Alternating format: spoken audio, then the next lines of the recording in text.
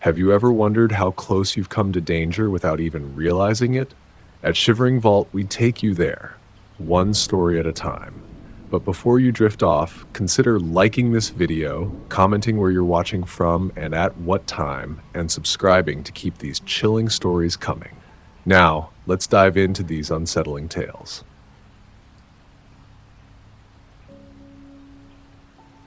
I remember it was a late autumn afternoon, the kind of day where the air feels crisp against your skin and the trees are dressed in their golden and amber leaves swaying gently in the cool breeze. You know the days I'm talking about, the ones where the sun is low in the sky, casting everything in a soft orange glow. For me, those are the perfect days to get away from everything, to find some peace and quiet. I had been living in the city for months, and I could feel it, the noise, the hustle, the constant buzz. It never stopped. The days blended into each other, and I couldn't even remember the last time I had a moment to myself. So I did what I often do when the weight of the world gets to be too much. I escaped. I grabbed my gear, packed a bag with a few snacks, a couple of water bottles, and of course, trusted hiking boots. I didn't tell anyone where I was going. It was one of those solo trips, the kind where you don't need a companion, just nature and yourself. The freedom that came with being alone in the wilderness was something I craved. No schedule, no obligations, just me and the trail. I drove to one of my favorite spots, a remote area deep in the California wilderness. It wasn't an overly popular spot, but that's exactly why I liked it. I didn't want to deal with crowds or people talking about the weather or asking if I had seen any bears.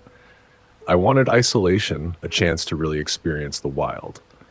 The drive there was quiet. The road twisted and turned, winding through dense forests and rolling hills, the tires humming against the pavement. By the time I reached the trailhead, the sun was starting to dip below the horizon, casting long shadows across the landscape. I didn't mind. I was used to hiking into the evening. The forest seemed to come alive at dusk. Everything felt more alive, more present. I parked my car at the trailhead and sat there for a moment, just listening to the sounds of the wilderness. Birds cawed in the distance, the wind rustled through the trees, and I could hear the faint trickle of water somewhere off to my right. I closed my eyes, took a deep breath, and let the fresh, pine-scented air fill my lungs. After a few minutes of soaking in the serenity, I grabbed my pack and started down the trail. It wasn't a particularly difficult hike, just a few miles of gradual incline, but it would get me away from the rest of the world.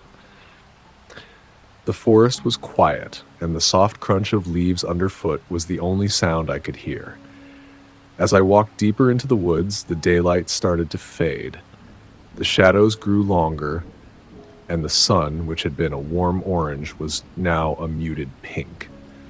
The trees around me were tall, thick with their dark trunks, their branches stretching high above, like weaving together to create a natural canopy. The light dimmed as the sun disappeared behind the horizon, and the forest seemed to hold its breath. I was alone. There was something about the solitude that felt comforting, but also unsettling. The forest was vast, and I was a tiny speck in it. A small, insignificant human in a world that was far older and far larger than anything I could comprehend. I pushed forward, walking at my own pace. The trail was narrow, only wide enough for one person, and the vegetation on either side seemed to grow thicker as I continued. The trees were close enough that they blocked out most of the fading light, leaving everything in a shadowy half-light. I could hear the occasional rustle of leaves as small animals scampered in the underbrush, but otherwise, it was silent. A few hours passed, and I found myself deep in the heart of the forest. I had walked further than I had originally planned, but the trail had been so peaceful that I didn't want to turn back just yet. The world around me was so quiet, so still, that it felt as if time itself had slowed down. The air was growing colder, and the only sounds I could hear were my boots crunching on the forest floor and the occasional distant call of a bird. At that point, I was starting to think about turning around. I knew the sun was setting, and I didn't want to be caught out here in the dark. But just as I was about to retrace my steps, I heard something. It wasn't much at first, just a faint sound, like a whisper on the wind. "Help! Please, someone!" I froze. The voice wasn't loud, but it was clear enough that I couldn't ignore it. It was distant, muffled by the thick trees, but there was no mistaking the desperation in the tone. It was a human voice. "Help!" The cry came again, this time more urgent, more strained. I felt a chill run down my spine. In the wilderness, there's a certain silence that comes with being far from civilization. The absence of human sounds creates an odd kind of quiet that can sometimes make the smallest noise seem louder, more important. And this voice, this cry for help, was definitely important. My heart rate quickened. I stood there for a moment, unsure of what to do. It was strange to hear a voice out here. This far in the forest, you don't expect to encounter many people. And yet here I was, hearing someone in distress, somewhere beyond the trees. I glanced down the trail behind me. It was still empty. The path stretched out behind me in a long, dark ribbon, but there was no sign of anyone. No movement. I couldn't hear any other sounds of life. No birds, no rustling leaves, just the steady beat of my own pulse in my ears.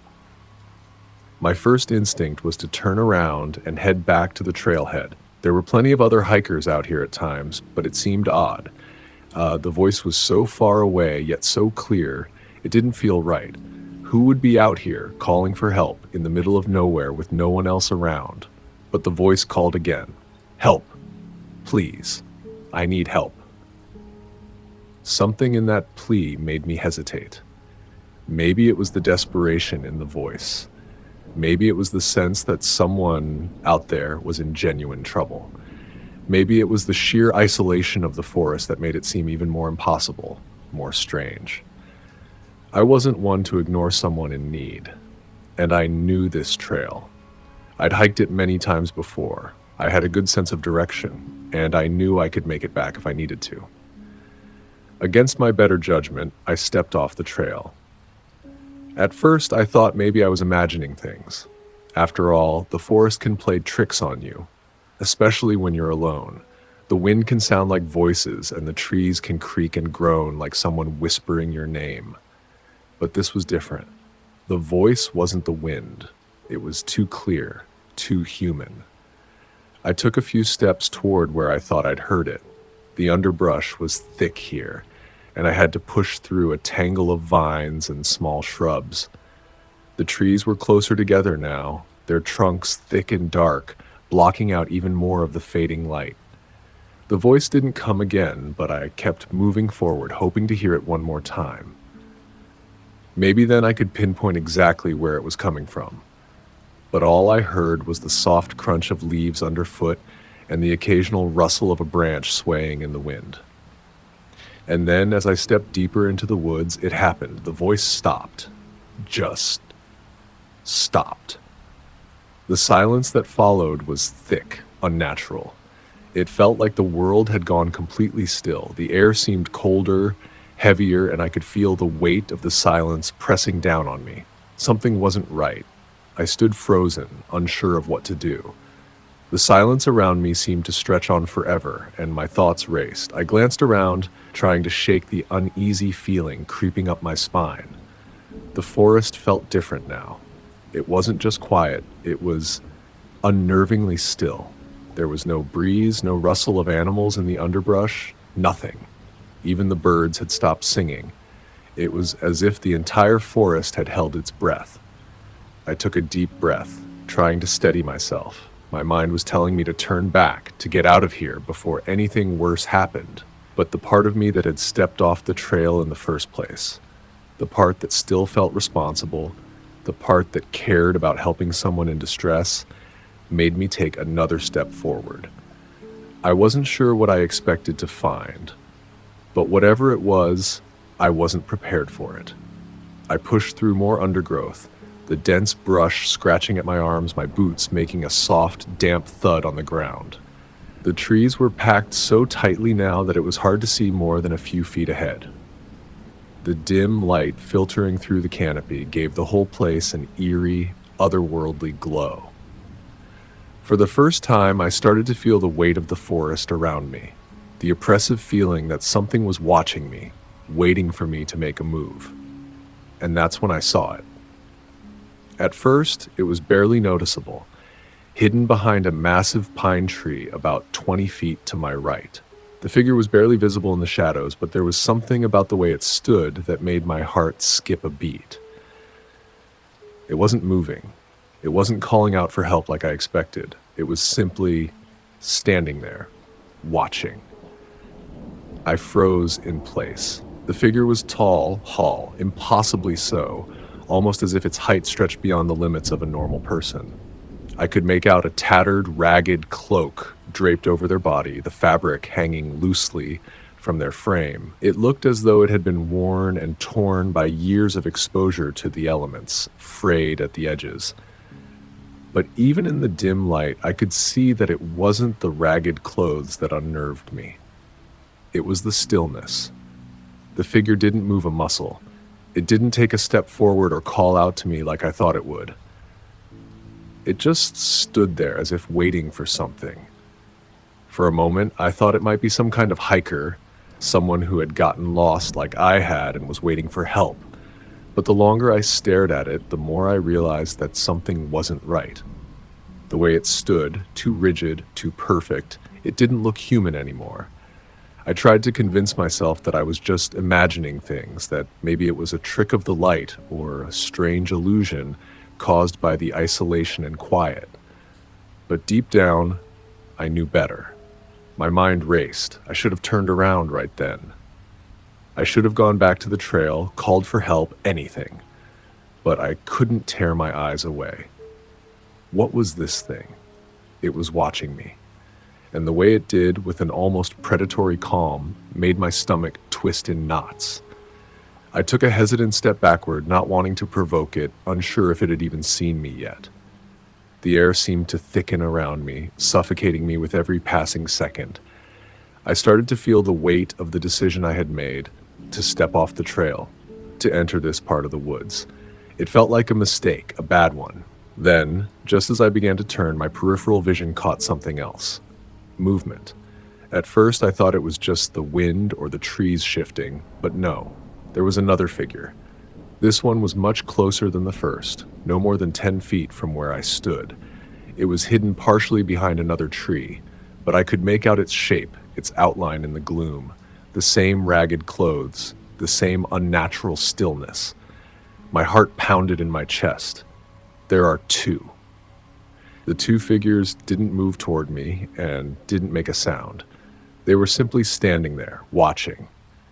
It felt like they were waiting for something, waiting for me to make a move or to do something foolish. I could feel my pulse in my throat. I could feel the sweat gathering at the back of my neck despite the cold air. I was rooted to the spot, trapped in a way I couldn't explain. I had to get out of here. Now. And then the tension in the air, the stillness around me was broken. A twig snapped. It was loud, too loud. It wasn't the soft crunch of something small or distant. It was the sharp crack of a branch breaking underfoot, the unmistakable sound of weight shifting in the underbrush. It was close, too close. I whirled around, my heart leaping into my throat. The third figure, this one much closer than the others, was emerging from behind a large oak tree.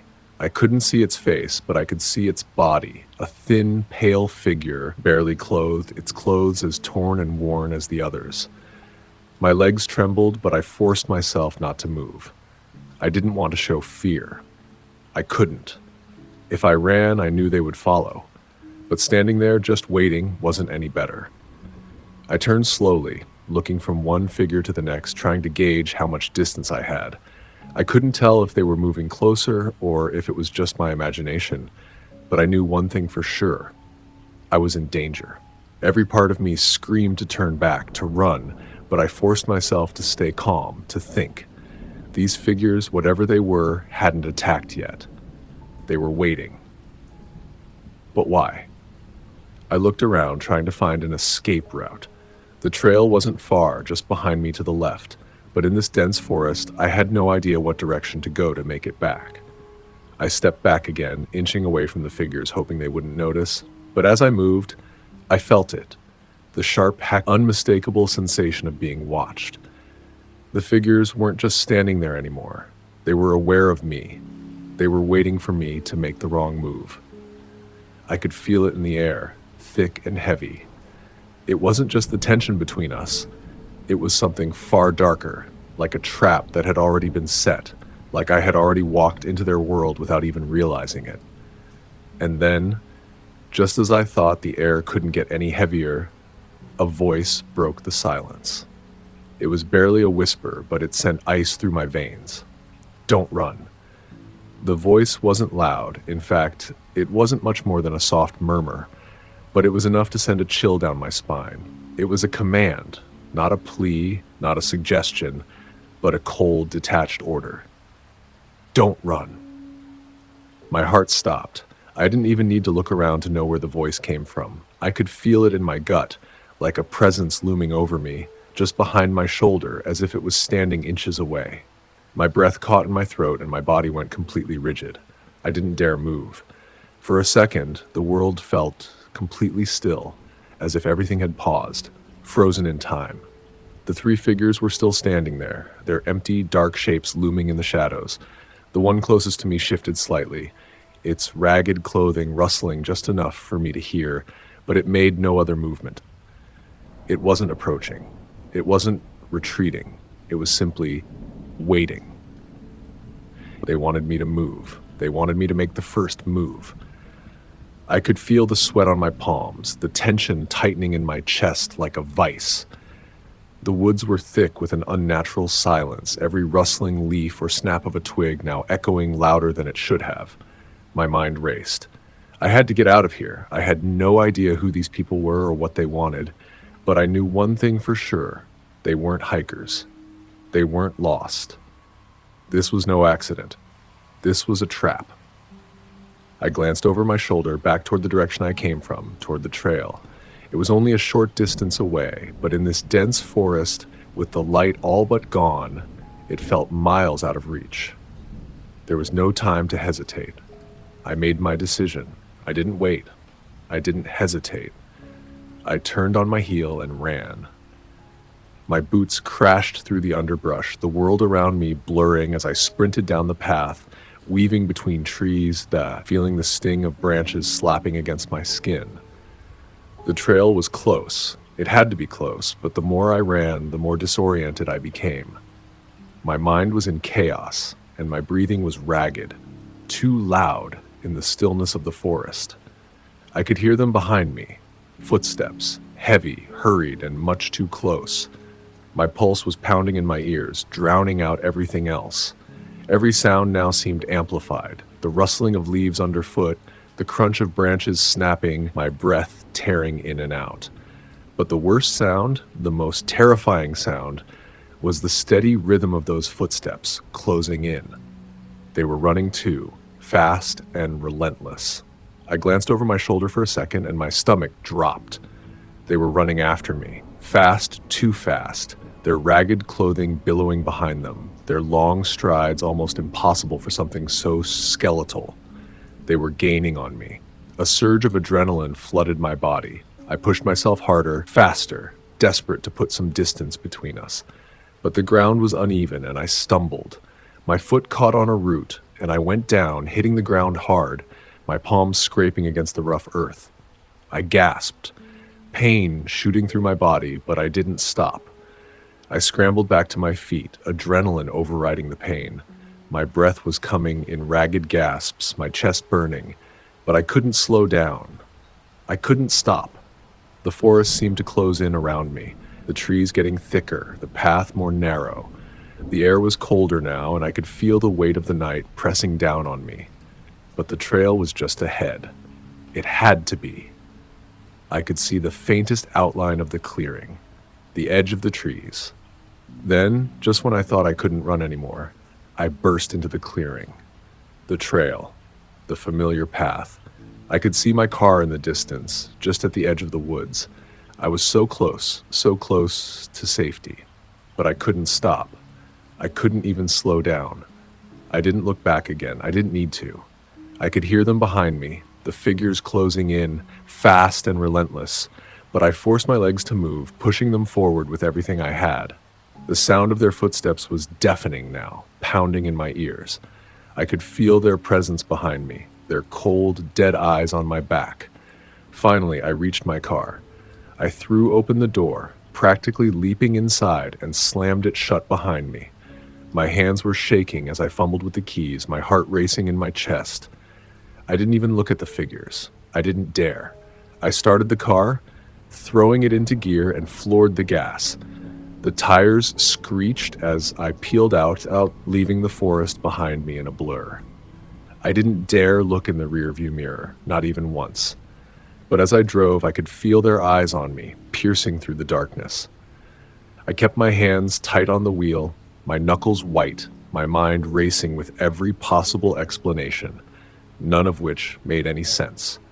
And when I glanced briefly in the rearview mirror, just as I crossed the edge of the forest, I saw them, standing at the edge of the trees, silent, motionless, watching. They didn't chase, they were just waiting.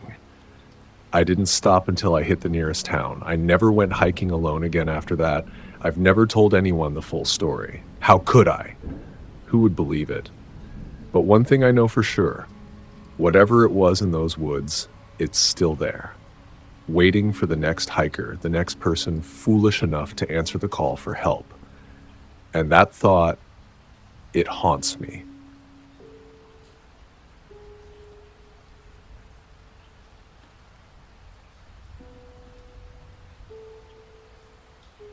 Hey everyone, this is something that I've never really told anyone about. I mean, I've talked about it in passing, but never really gone into detail about what happened on that hike. It's one of those things that stuck with me for years. I've been meaning to share it, but every time I think about it, the whole thing just gives me chills. Even now, just thinking back on it, I can't shake the feeling that something was off, like something could have gone terribly wrong, and I might have never made it back. I know this might sound dramatic, but I'm not the kind of person who scares easily. I'm no stranger to solo hiking. In fact, it's one of my favorite things to do. There's something so freeing about it. Escaping the hustle of daily life, leaving the noise and chaos behind, and just being in the moment. Just you and nature, surrounded by the scent of trees and the sound of your footsteps on the earth. I'd done it dozens of times before, and I thought I knew how to keep myself safe. So when I decided to hike the Redwood Crest Trail in California again, it was supposed to be just another trip. A few days off work, a solo trek through the quiet woods. I'd hiked it a couple of times before, so I knew the path well enough to feel confident. But this time was different. I don't know how to explain it. There was just a strange sense of unease that clung to me from the moment I left home. It felt like a warning in the back of my mind, like something wasn't quite right. But I shrugged it off. Maybe it was just nerves, maybe it was something in the air, but I didn't want to dwell on it. After all, this was supposed to be an escape, a time to clear my head and reconnect with the wilderness. But if I'm being honest, I should have trusted that feeling. Looking back now, I wish I had. It was late in the afternoon when I finally set off. The sun was hanging low over the hills, casting long, slanted shadows across the trail, painting the forest in shades of gold and orange. The light was soft and almost dreamlike, but it also gave the trees an eerie presence, their towering forms stretching high above me like ancient giants. I could feel the weight of the place, the deep history embedded in every branch and leaf. The air was crisp, carrying the distinct scent of pine and damp earth, but there was something strange about the atmosphere. It was like the forest itself was holding its breath, waiting. Waiting for what, though? I couldn't quite put my finger on it, but it made me uneasy. There's a certain quiet you experience in the woods that's different from the kind of silence you get in the city. In the city, silence feels unnatural, uncomfortable. But out here in nature, it's a peaceful kind of silence, the kind where you can hear the wind in the trees or the distant call of birds. But today, this silence was oppressive. It was like the world was holding still, as if it was waiting for something to happen. The birds weren't chirping, the breeze didn't stir the leaves, it was just still. The Redwood Crest Trail is known for being remote.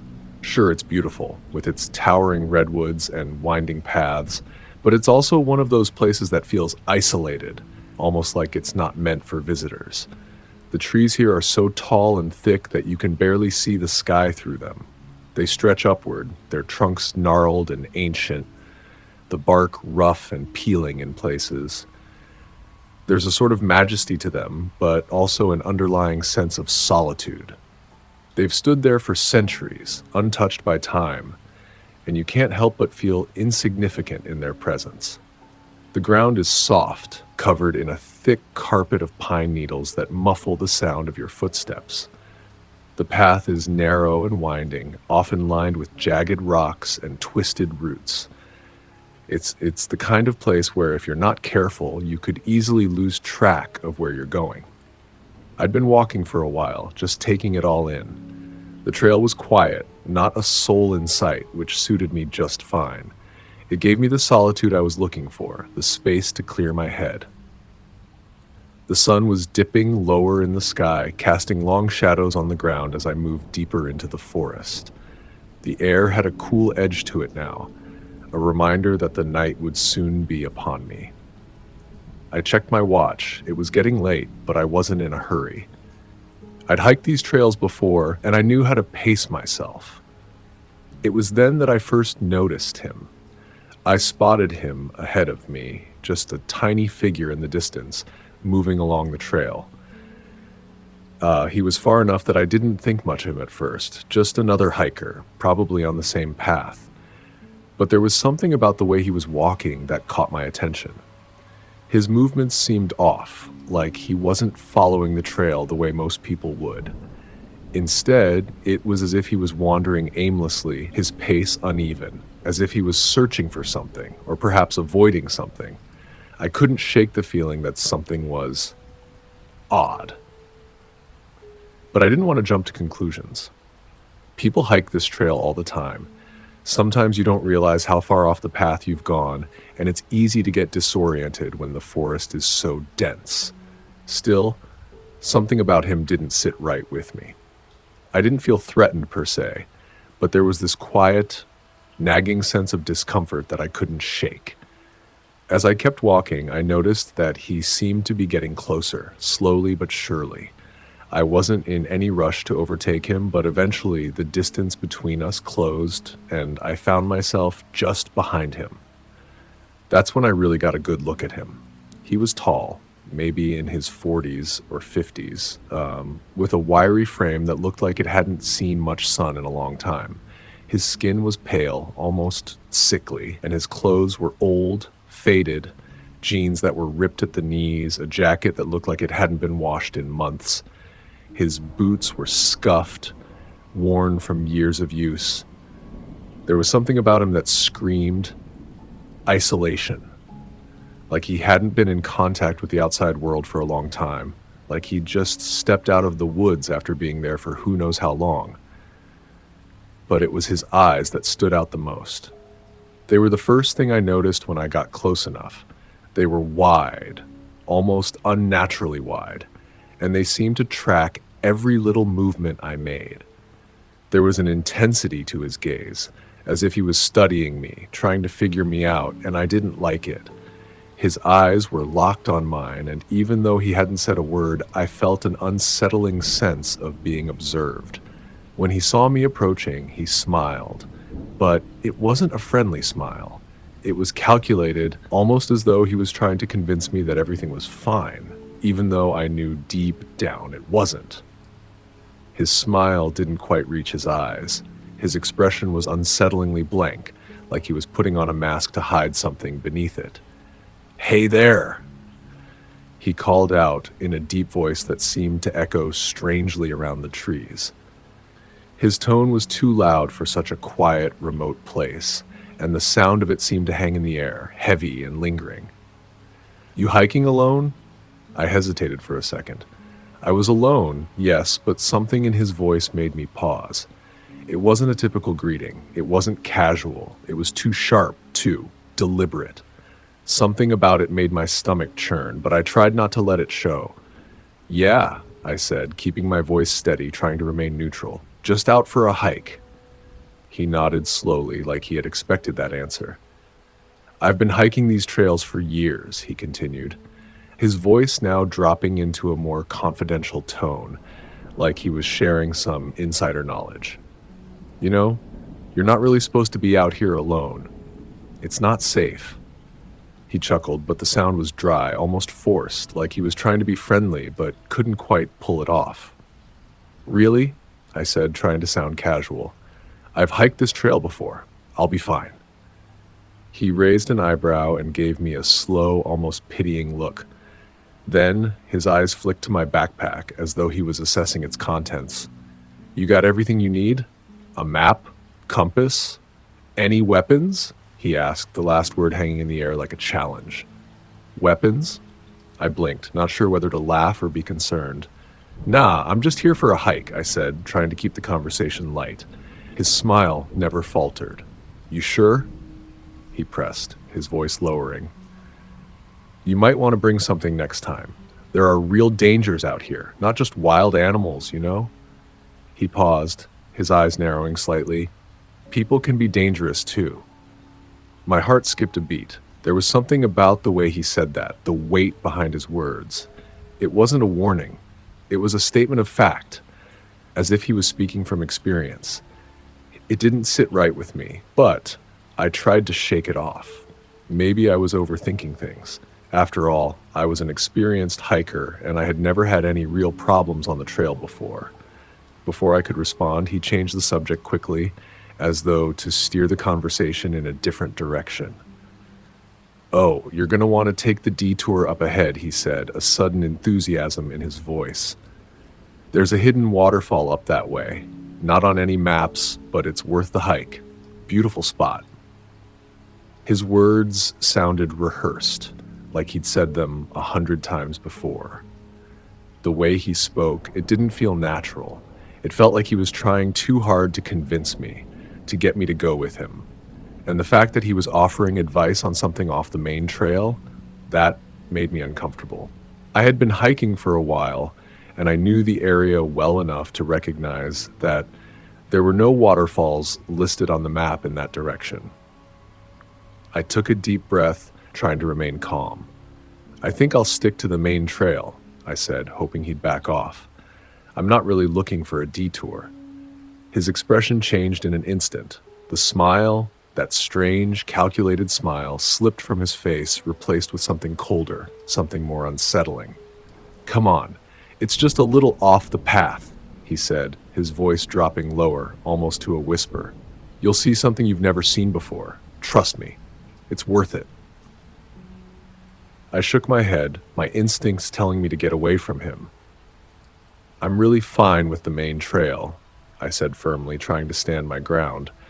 But then he leaned in, just a little too close, his eyes boring into mine, and he whispered, "You don't want to miss it." I felt a chill run down my spine. The way he said it, there was something about it that made my blood run cold. I didn't know what his intentions were, but I knew I didn't want to find out. I needed to get away from this guy.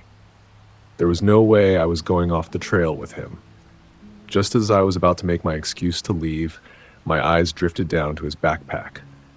It was half unzipped, and in the dim light, I caught a glimpse of something that made my heart lurch.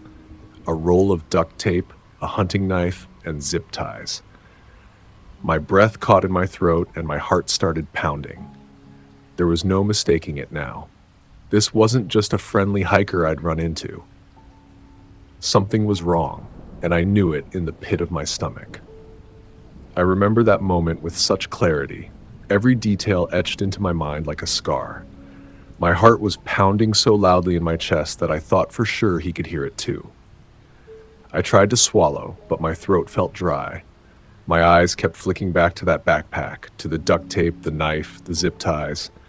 They were there, right in front of me, and that thought alone sent a wave of cold panic over me. What was he planning? What did he want with me? The questions bombarded my brain, but there was no logical answer. I didn't know him, and he didn't know me. He was just some guy on the trail, right? Except didn't feel like that. It felt like something far more sinister was at play. I forced myself to focus, to clear the fog of fear that clouded my mind. I took a slow, measured breath. My eyes darted around, trying to find a way out, a way to leave without making him suspicious. The trees towered above me, but there was nowhere to hide. The narrow path we were on had nowhere to duck into. I was in the open, and if I tried to make a run for it, he would see me. Then, for a split second, I remembered the route I had come from, the winding path that I'd been following earlier. It wasn't far, but I knew the terrain well enough to know that getting back to the main trail wouldn't be easy. The underbrush here was thick, and if I tried to cut through, I might lose my way or make too much noise. But standing there with him so close, I couldn't afford to think about the terrain. I needed to make a decision, and fast. I did the only thing I could think of. I pretended to tie my boot. It was a stupid excuse, but it was enough to give me a moment to compose myself. I crouched down, my fingers fumbling with the laces as my mind raced. It felt like I was in slow motion, and I was acutely aware of every sound around me, my own breathing, the rustling of the leaves, the faint chirping of a bird somewhere in the distance. Then, just as I was about to push myself back up, I heard it. His voice, soft and low, yet unmistakable in the stillness of the forest. "You don't have to be scared." The words sent a chill through me, a shiver that rattled down my spine. How could he know what I was feeling? It was like he was reading my thoughts. I looked up, trying to maintain the composure I had left, but I could see that his expression had shifted. There was no more fake friendliness, no more warmth. It was cold, calculated. "Just take a walk with me," he said, and the words weren't a suggestion anymore. They were a command. His eyes locked onto mine again, and I could see something dark in them now, something that made my stomach twist. I couldn't stay here. I couldn't give him a chance to pull me into whatever plan he had for me. I could feel the sweat beating on the back of my neck, my heart hammering in my chest as I took in a shaky breath. Then, before I could second guess myself, my legs exploded into motion. I pushed off the ground and bolted forward, my legs carrying me faster than I thought was possible. I didn't look back. I couldn't afford to. The sound of my feet crashing against the dirt path, the snap of twigs underfoot, was drowned out by the roar of panic in my ears. My lungs burned, each breath coming in short, desperate gasps. I could hear him behind me. I didn't know how far away he was, but the noise of his footsteps in the underbrush was getting closer. His pace wasn't as fast as mine, but he was moving quickly, pushing through the trees with a determined, steady rhythm. I couldn't think about that. I couldn't think about him gaining on me. I had to keep moving. The trail twisted and turned, but I didn't care anymore. I wasn't following the path, I was just running. Branches slapped at my face and rocks jabbed up at my feet, but I didn't stop. I couldn't stop. The cold fear in my chest surged with every pounding step. What if I tripped? What if I stumbled and fell? What if he caught up to me? The thought sent another jolt of terror through me. I pushed harder, my legs aching, but my body didn't care. It wasn't going to stop. Not until I was safe. The shadows from the trees seemed to close in on me, and the darkening sky made it harder to see. My breath was coming so fast and shallow that I could barely hear the crunch of leaves underfoot anymore, just the relentless pounding of my own heart. Then, just as I felt like I couldn't run another step, I saw it. A break in the trees, a clearing up ahead. My legs were on fire, my body screaming at me to slow down, but the sight of that open space gave me new strength.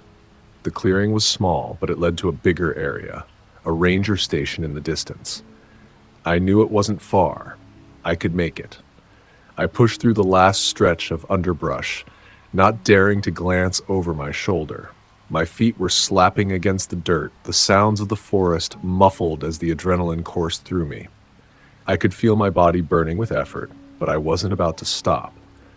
Just as I burst out into the clearing, I saw the ranger station, a small wooden building with a red roof, its windows dimly lit by the fading light of day.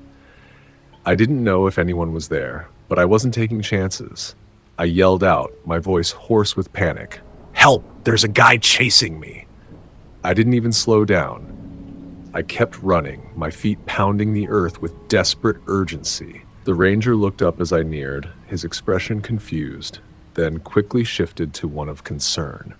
He stepped forward, his hand raised as though to stop me, but I didn't care. I was already shouting again. "There's a guy back there! He's chasing me! He's dangerous!" The ranger's face immediately darkened and he glanced toward the trees behind me, his eyes narrowing. His body tensed, but he didn't seem surprised by my words. It was like he already knew what I was talking about. "You're not the first person to mention a guy like that," he said, his voice grave. "That's Rick. He's been hanging around these trails for weeks. We think he's involved in some disappearances. Hikers who go off the beaten path and never come back." The words hit me like a ton of bricks. I froze, my breath catching in my throat. "Disappearances?" I whispered, trying to process what he was saying. "If you'd gone any further with him, you wouldn't have come back." That was it. The truth hit me in waves. I felt sick to my stomach. My legs, which had been trembling with adrenaline, gave out under me. I collapsed onto the ground, gasping for air as my body shook uncontrollably. I felt like I had just narrowly escaped something that could have ended terribly. If I hadn't turned around when I did, if I hadn't gotten away when I had, I might still be out there, a missing person.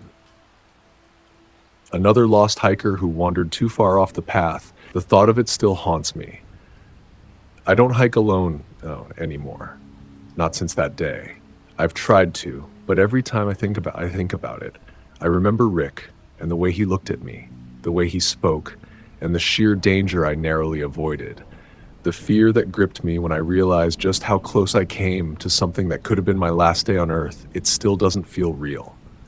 Even now, I can't help but imagine what might have happened if I hadn't trusted that nagging feeling in the pit of my stomach. What if I had listened to Rick's suggestions? What if I had taken that detour he kept pushing me toward, thinking I was just another curious hiker who'd stumbled upon an off-the-map spot? What if I'd followed him deeper into the woods beyond the ranger station, where no one would have heard my cries for help? The thought is enough to make me shiver. I still love nature, I still love hiking, but now I make sure I'm never alone on the trails.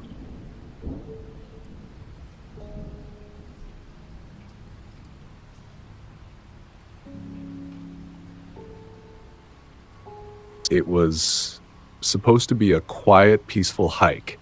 That was the whole reason I went out there in the first place, just to clear my head. Life had been a whirlwind recently. Work, family issues, and the constant hum of city life that never seemed to stop. I needed to get away, to lose myself in nature for a while. The Sierra foothills were the perfect place for that. A beautiful stretch of wilderness that had become like a second home to me over the years. I'd been hiking solo for years. It was my thing. There was something about the solitude that felt freeing. Out there, you're completely on your own, and everything around you, every rustling leaf, every gust of wind, felt like it was just for you. It was one of the few places where I could feel truly at peace. I knew the terrain like the back of my hand, and this particular trail was one I'd walked dozens of times.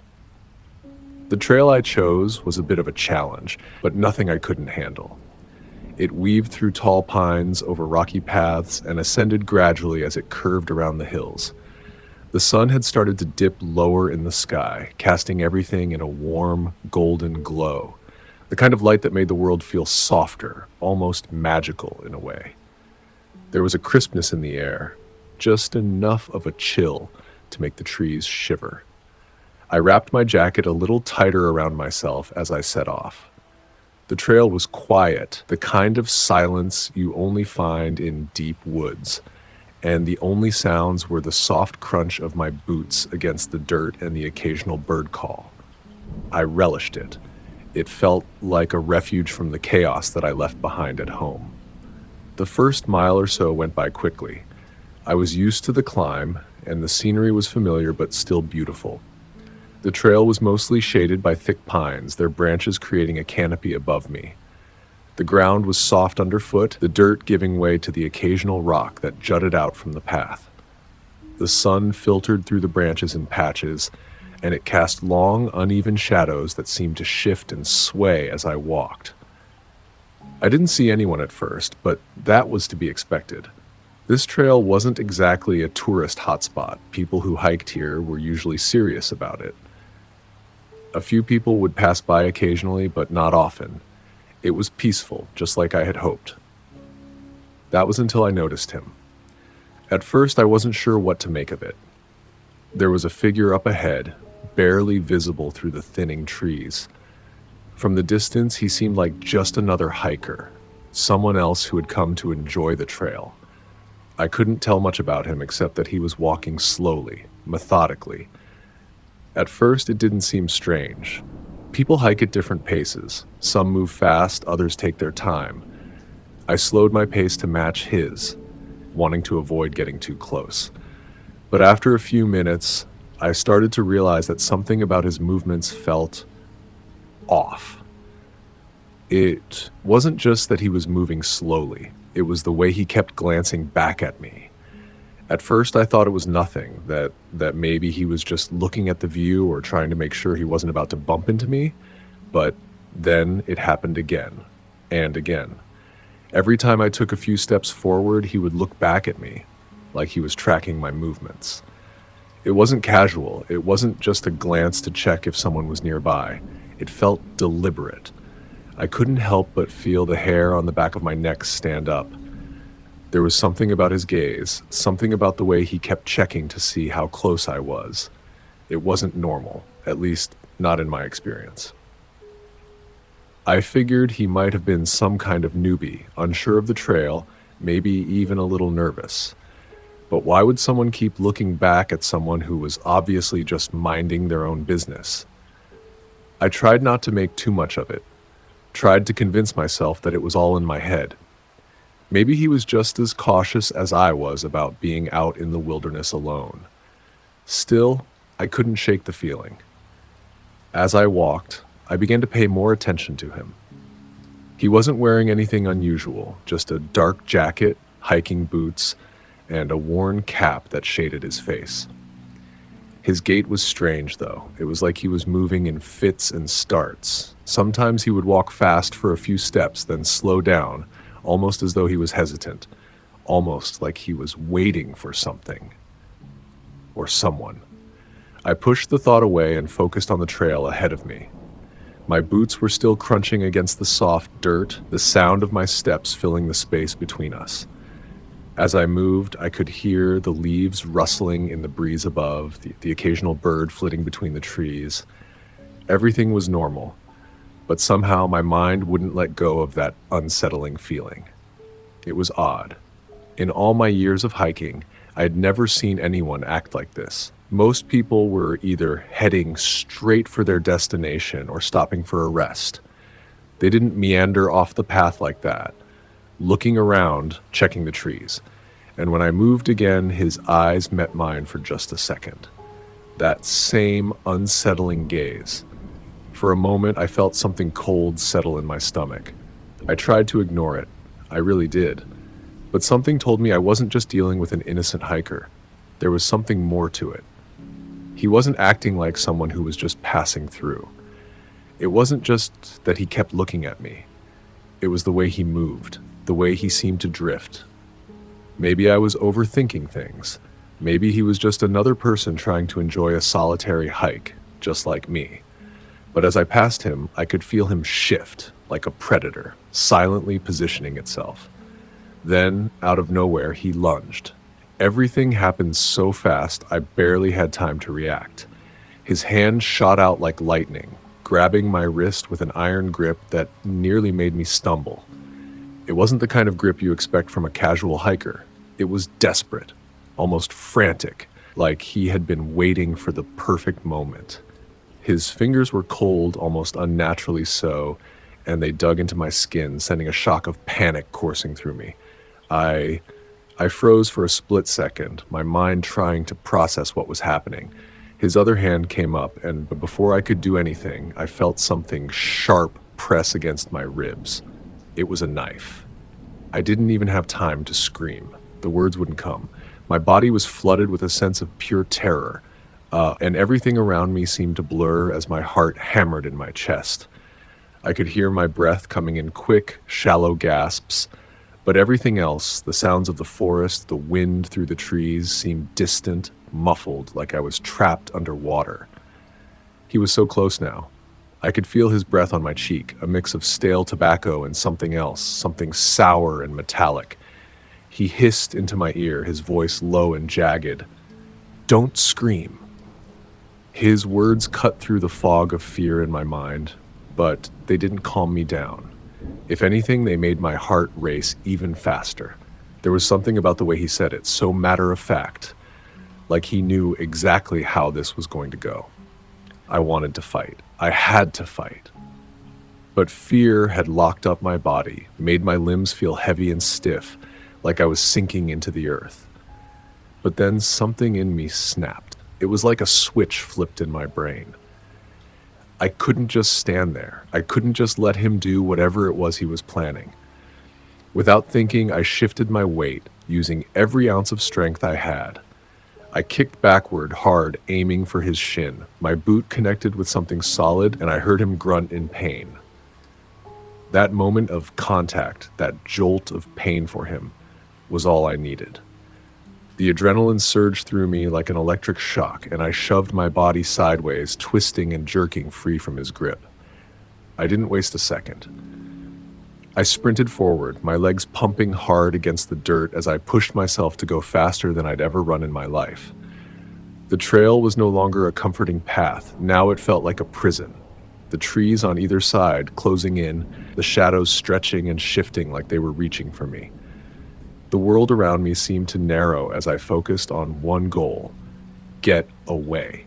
Get away before he caught me. I dared to glance over my shoulder, just for a second. His face was twisted in rage, his eyes wide and unblinking, locked onto me as I ran. He wasn't yelling, wasn't calling out. He didn't need to. His eyes were cold and calculating, like a hunter tracking its prey. And worse, he was moving after me, not rushing, but steadily, relentlessly. I wasn't sure how far I had to go, but I knew I couldn't keep running forever. My lungs burned with every breath, my legs were starting to feel like lead, and I could already feel the cold sweat on my skin. Panic was starting to make it harder to focus. Every noise around me sounded like him, like his footsteps getting closer. Then I remembered something that made my heart skip a beat. The ranger station. It wasn't far, maybe a mile or so up the trail. I'd passed it before on other hikes. I could make it. If I could just reach the ranger station, I'd be safe. I had to get there. I forced myself to push harder, even as the pain in my legs and chest intensified. The trees began to thin out, the path opening up slightly, and I could see the silhouette of the cabin in the distance. It was small, made of wood, tucked away in a clearing. It looked like an oasis, a beacon of hope in the midst of the suffocating wilderness.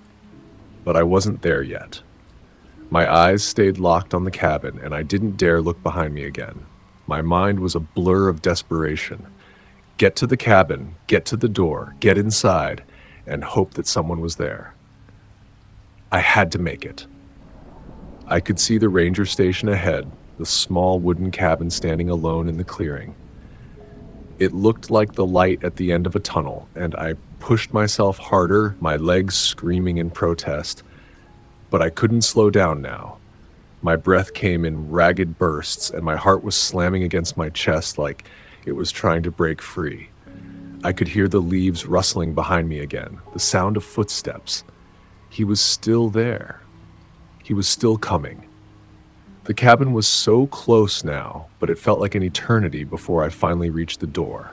Without thinking, I slammed my palm against the rough wooden surface, pounding on it with everything I had left.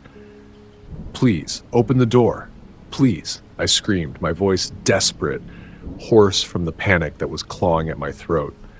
For a moment, there was nothing, just the heavy sound of my own breathing and the deafening silence of the woods. I threw myself against the door again, harder this time, slamming my shoulder into it as I pounded with my fists. I could feel my knees buckling, like I was about to collapse, but I didn't care. I didn't stop. Then, finally, the door creaked open. I stumbled inside without waiting for the person to even speak, my feet dragging me across the threshold in a blind rush. I barely registered the park ranger standing there, his face filled with confusion, then immediate concern as he took in my wild, panicked state. "What's going on? Are you okay?" he asked, his voice calm but sharp with authority. But it didn't matter. I could barely hear him over the roar of blood in my ears. I managed to choke out the words, "There's someone. Someone's following me. He tried to. He had a knife." The ranger's expression shifted instantly, his hand moving instinctively to his sidearm. He stepped outside, scanning the area with sharp eyes, his voice low as he spoke into his radio. "Stay here," he said, his tone a little softer now. "I'm going to check things out. You're safe now, okay?" Minutes dragged on, each second a quiet eternity. Then the ranger's voice broke through the tension. "We're calling for backup," he said, sounding more composed now.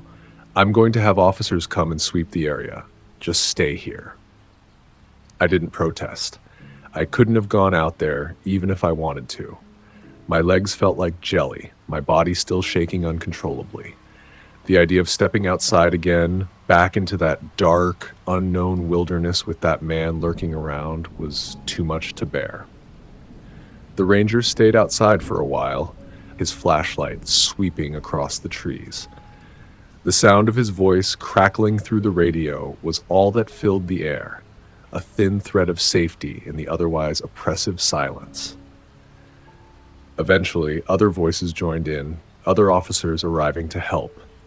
They combed through the surrounding woods with flashlights, calling out to each other, the sound of their footsteps crunching against the underbrush, mixing with the rising wind. Time seemed to stretch on endlessly as I waited inside, my thoughts racing. I wanted to know what had happened to him. An hour passed, 2 hours, and then, finally, the ranger returned.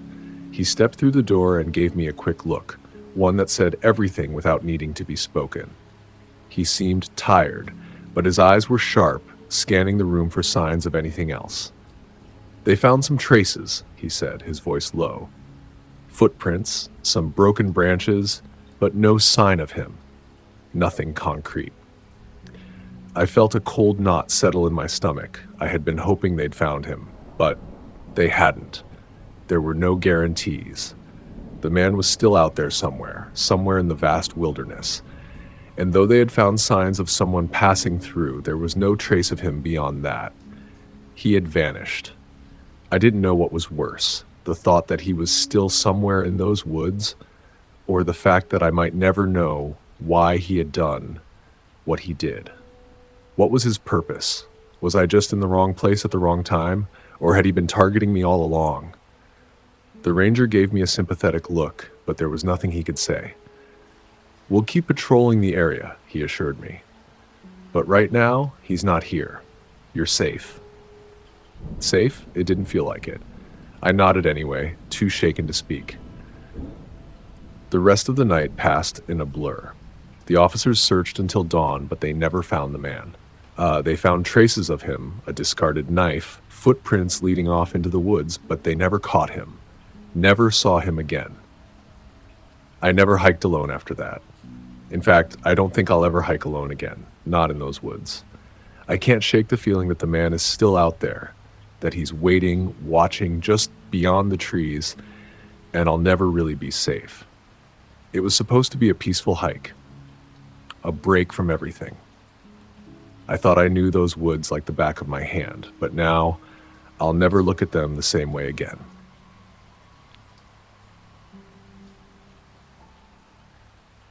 That's it for today's tale from Shivering Vault.